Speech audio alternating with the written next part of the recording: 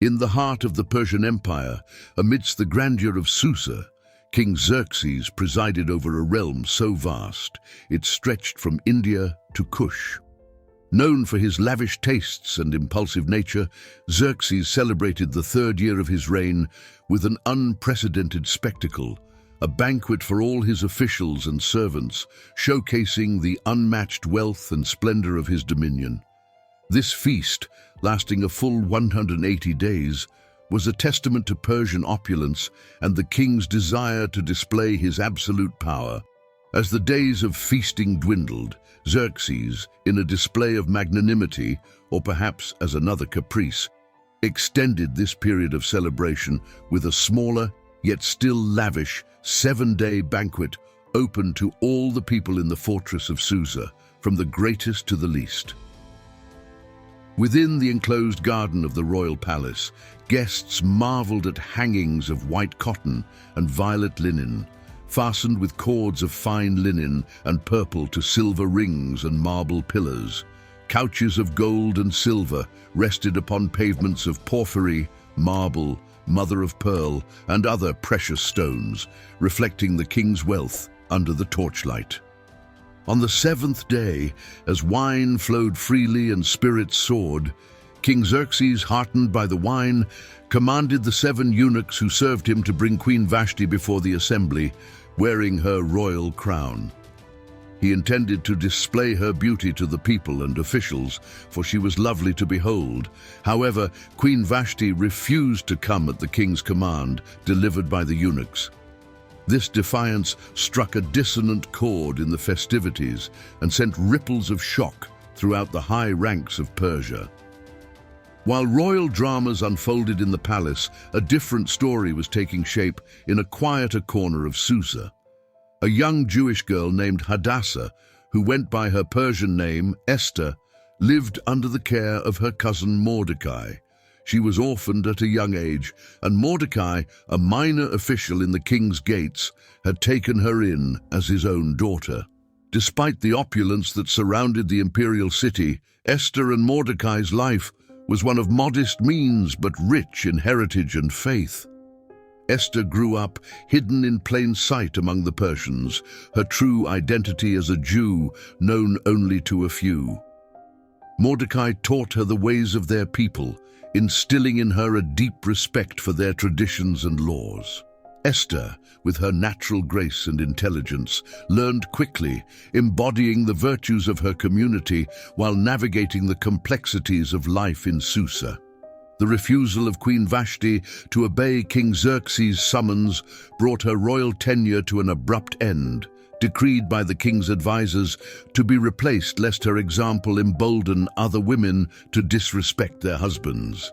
The king's men proposed a search for beautiful young virgins from which Xerxes could choose a new queen. Esther, noted for her beauty and gentle demeanor, was among those taken to the palace. Though terrified at being swept up in events beyond her control, her cousin Mordecai counseled her to hide her Jewish identity, advice that would later prove pivotal. In the palace, Esther entered a year of beauty treatments, a time of preparation under the watchful eye of Haggai, the king's eunuch in charge of the harem. Her charm and humble nature quickly won her favor with Haggai, who ensured she received the best care and additional beauty treatments beyond what was allotted to the others. The time came for Esther to go before King Xerxes.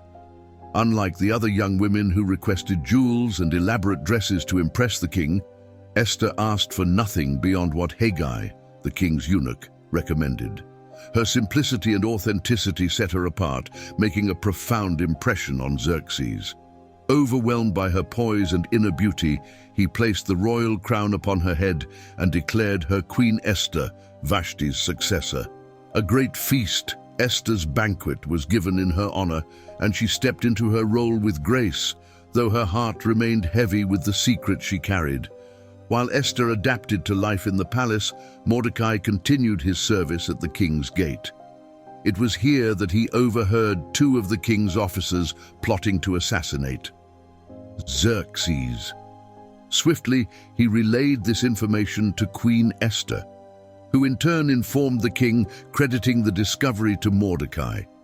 The conspirators were investigated, found guilty, and hanged, and the event was recorded in the royal chronicles. However, Mordecai's act went unrecognized at the time, a delay that would later unfold as part of a greater divine plan. Amidst these undercurrents, Haman the Agagite rose to power, becoming the king's highest-ranking advisor.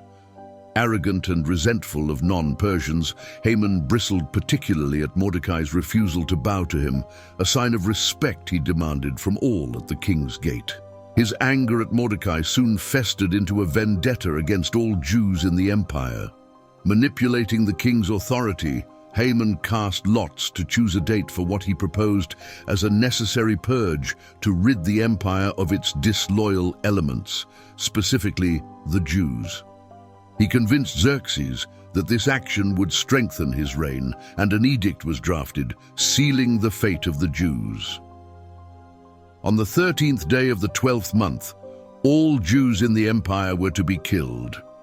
Mordecai, upon learning of the decree, tore his clothes and donned sackcloth and ashes, a traditional sign of mourning and desperation. He sent word to Esther, imploring her to intervene with the king, despite the law that anyone who approached Xerxes uninvited could be put to death unless the king extended his golden scepter in mercy. Faced with the extermination of her people, Esther called for a fast among the Jews of Susa, seeking divine guidance for 3 days and nights. Strengthened by their prayers, she resolved to risk death for the chance to save her people. Dressed in her royal robes, Esther stepped into the inner court of the palace, catching sight of the king on his throne. Xerxes, surprised but moved by the sight of his queen, extended his golden scepter to her, a sign of his favor. Esther invited the king and Haman to a banquet she had prepared. Xerxes, intrigued, accepted her invitation, curious about her true request, which she promised to reveal at the feast. At the banquet, as the wine was poured and the dishes served, Esther's presence was captivating, yet she held back her plea, instead inviting both men to a second banquet the following day. This delay was not mere hesitation, but a strategic move, heightening Xerxes' anticipation and Haman's misplaced confidence. That night, plagued by restlessness, Xerxes commanded the royal chronicles to be read to him, a decision that led to the discovery that Mordecai's earlier act of saving the king from assassination had never been rewarded.